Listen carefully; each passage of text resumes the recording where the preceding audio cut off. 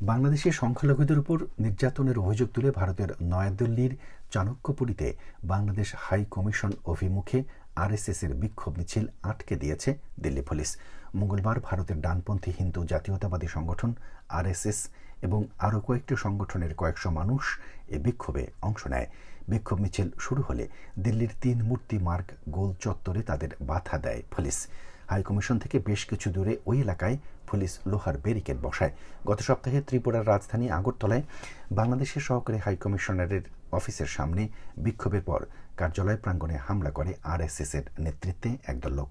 সেদিন বাংলাদেশ থেকে তীব্র প্রতিবাদ জানানোর পর ভারত জুড়ে বাংলাদেশ হাইকমিশনের নিরাপত্তা জোরদার করা হয়। নয়াদিল্লিতে মিছিলকারীদের আটকে দেওয়ার পর তাদের একটি প্রতিনিধি দল পুলিশের পাহারায় হাইকমিশনে গিয়ে একটি স্মারকলিপি জমা দেয়।